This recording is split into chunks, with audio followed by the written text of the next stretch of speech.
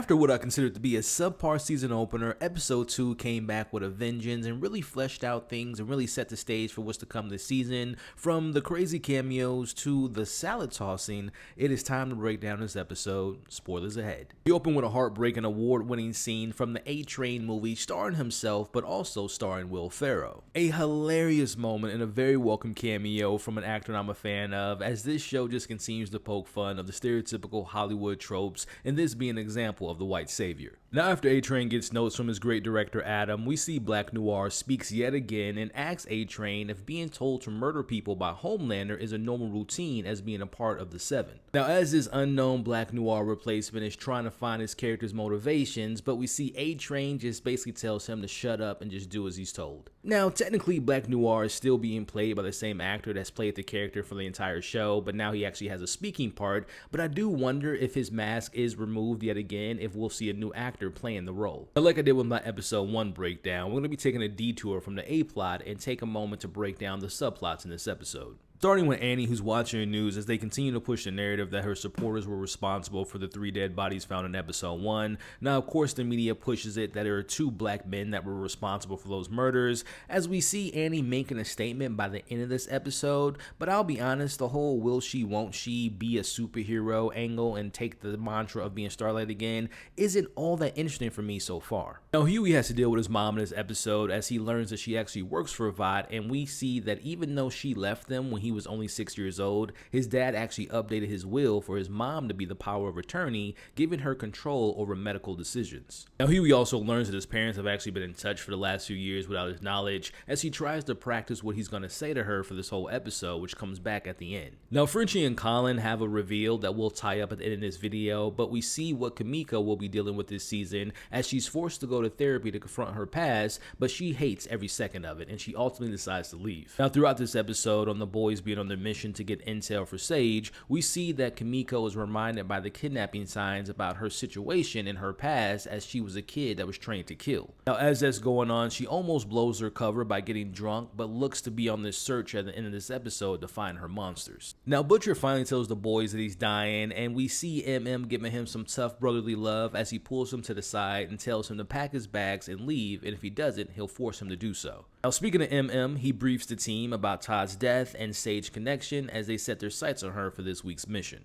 Back to the main plot, we have a meeting being held for Ryan's new superhero origin story and the blueprints for his superhero suit, which happens to look identical to his dad's. Now, Ryan clearly isn't excited, and Sage notices this and she shares her 2 cents on marketing Ryan differently, considering that he's the first naturally born soup. Now, she's actually prepared Ryan's first save, which does include Homelander, which he doesn't like, but she reminds him that it's all a part of his plans to build his legacy and his empire. But she also lets everyone in the room know, including CEO Ashley, that she's here for Homelander because he trusts her. Yeah, this whole dominance, I'm smarter than you because she is the smartest person in the world, I think it will eventually run its course with Homelander, and it's just a matter of time before he changes his mind about her ideas and probably tries to kill her.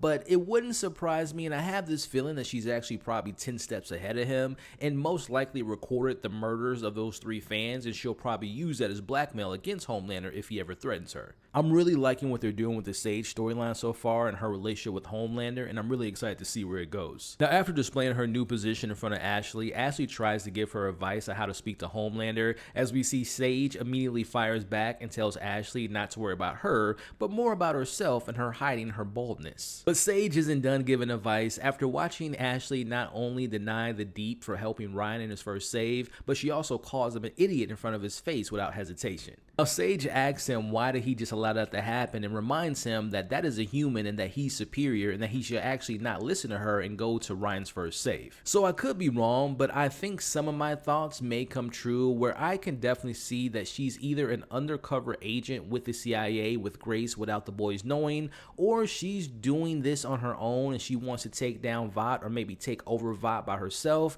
and just tear them down from the inside out. Now, we get some behind the scenes of how Ryan's first save will go, and of course it's staged, but it was just so funny seeing the rehearsals and Homelander's reactions, the Deep, all of it to me was just so great comedic timing, and the icing on top was yet again Black Noir forgets that he's not supposed to talk. Now we see the Deep take Sage's advice and he confronts Ashley and actually scares her. Now I think this newfound confidence might might backfire on Deep. He might try to talk to Homelander like that, and he might find out really quickly who to talk to and who not to talk to like that. Which, speaking of Homelander, he overhears the marketing department talking about how great it is to work with someone young and not having to spend hundreds of thousands of dollars to make them look good with VFX. This to me is another example of Homelander being told that he's aging and that his best days are behind him. Now again, I believe that there's going to be some type of twist from the comics reveal which involves a clone and Homelander, but I think instead of for him not being knowledgeable of that or not having his consent about a clone, I think that Homelander is going to have a big part in making a better version of himself and recreating himself with a clone. Now back to this week's mission, we have Kimiko, and Frenchie who are caught by surprise to find Butcher crashing their mission, which is to find Sage at this Truth Con, which is a con that's going to reveal all the conspiracies that this particular group of people are obsessive over. Now Sage is at this con to watch Firecracker's panel, which is set to prove Starlight is a monster and that she's in cahoots with Oprah and Tom Hanks to traffic people to her loyal supporters. We see Frenchie and Kimiko follow Firecracker's biggest supporter as he's in the steam room, and as he's in the steam room, they see that he gets a message to get invited to a secret meeting that's taking place later that night. But what they find is something that I wasn't expected to see on television anytime soon in my lifetime, and that is an insane scene as they find out that this supporter is a soup that can duplicate himself as he is caught human centipeding himself to a picture of Firecracker. Man, I tell you, the creators of the show come up with the craziest things. What we just saw was not on my bingo card of things to watch today. Now back with Annie and Hughie, who were tasked to follow A-Train, who they know is responsible for dropping off the bodies. Now they find A-Train hanging out with his young nephews as he gets caught by his older brother, who calls him out for staging all of his saves and calls him a liar and he's never been an actual hero. Now to me, this scene definitely kind of sets up the stage for A-Train having his redemption arc. Now we've seen this arc somewhat in the previous seasons, but I think they're going to fall through with that in this particular season, and we actually see him doing that in this episode as he later gives them evidence proving that the Starlighters are innocent as a thank you for not doing anything when he was being spied on talking to his family. Now back at the Truth Con, we see Sage is definitely there for her recruiting process as she wants to know what exactly Firecracker is selling, as she tells her that she's selling purpose. Now after hearing that, she invites her to the secret meeting as well. Now for he gets the intel that he wanted, but that's not enough for Butcher. He wants to handle things differently, which leads to them going outside, and we see that Butcher is pushing M's buttons, which leads him to punching him in the face as he mentions his wife. But at the end of the day, it looks like Butcher was right. As the boys are setting up their surveillance cameras for this secret meeting, they end up getting caught by Sage, who's with Firecracker and her followers, as this was all a ruse because she knew that she was being tailed, and she isn't impressed by the boys after knowing what their reputation is. As she tells Firecracker if she kills them, she'll get her a chance to actually meet Homelander. Now to add more fuel to my theory of her working with the CIA or working for herself, why didn't she stay in a room and watch them actually kill the boys? I think she 100% knew that the boys would make it out alive, again going back to that line, but she just didn't want to blow her cover. But again, I could be 100% wrong on that angle, but I have a feeling that she definitely has something up her sleeve. Now of course Firecracker and her followers are a bunch of amateurs, and as soon as Sage leaves, they get into a fight with the boys as we actually get to see duplicate soup in action. Man, you gotta love the product placement in this episode, from the Amazon boxes in Ryan's rehearsal to Frenchie and accidentally crashing a bar mitzvah that is themed for the marvelous Mrs. Maisel, which of course is on Amazon Prime. Now surprisingly, the boys are losing this crazy fight as we see Firecracker going live with her audience to show them that they're under attack, but in comes Butcher, who comes in and gets into this fight that she was looking for earlier with Now Butcher ends up getting surrounded, but the boys help him and return the favor as we see Billy ends up killing the prime version of the duplicate, which actually kills the rest of them. But I don't know why they let Firecracker go. That to me is a mystery. Why not keep her, question her, or even kill her? Again, it's a mystery to me. AKA, she's got plot armor so far in the show. Now before we wrap up and talk about the ending, we got lights, camera, action as it is time for Ryan's big moment, but of course his dad Homelander steps in to make sure that America and the world knows that he's here to help, but his presence throws off the whole scene as he forces Ryan to do the throw, but unfortunately Ryan throws the stuntman too hard and he kills him, as Ryan has no idea how to react to his second accidental kill after his mother. But the question is, what will the public say about Ryan killing this guy? Will there be a pushback, or will Vought just cover this up as usual? Now we end this episode with Ryan crying about what just happened to his dad Homelander as he tries to cheer him up in the only way he knows how, but he is surprised to learn why Ryan is upset, and that is because he just killed a human. Now, Homelander uses the only humans are toys line again, and he tells him why does he care so much about the humans and killing the humans. He is the chosen one, and it's just a matter of time before he has to accept that sooner rather than later. Now, to me, the writing's clearly on the wall that Ryan's going to make a switch to go against his dad, but I'm curious to have this conversation with you all in the comments below.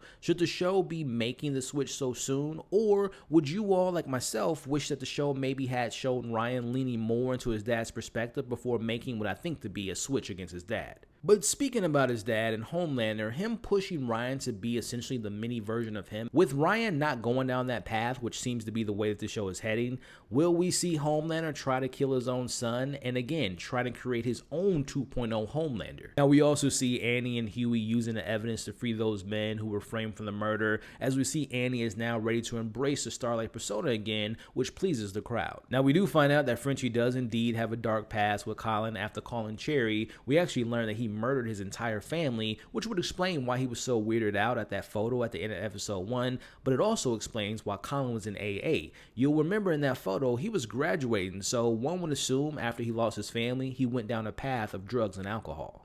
As Hughie finally confronts his mom after practicing his response to her saying that she'll handle the situation with his dad, as he also confronts her about leaving him as a kid, as he tells her that he will take her to court if she refuses to let him be a part of the decisions moving forward. Something's telling me it's more complicated than what Hughie thinks. Maybe his dad wasn't a good husband, or something on the lines where there's some type of secret being kept between both of his parents. As our last scene shows Kimiko going on her path of revenge from the ones who made her into a killer, we see Butcher and MM try to make up in their own brotherly way, as Butcher gives him advice on what it takes to be a leader, as he says to MM, now Butcher's dying wish is that he can get Ryan back safely and needs MM help, but unfortunately it's too little too late. So is this it? Is this official? Is Butcher no longer a part of the boys? Will they no longer be helping each other? Will Butcher not save the boys like he did in this episode, and vice versa? Will A-Train continue to help the boys in sharing crimes made by Homelander? Which, speaking of Homelander, will he push Ryan too far and have him running back to Butcher without even having to be saved? And of course, will Frenchie tell Colin what he did?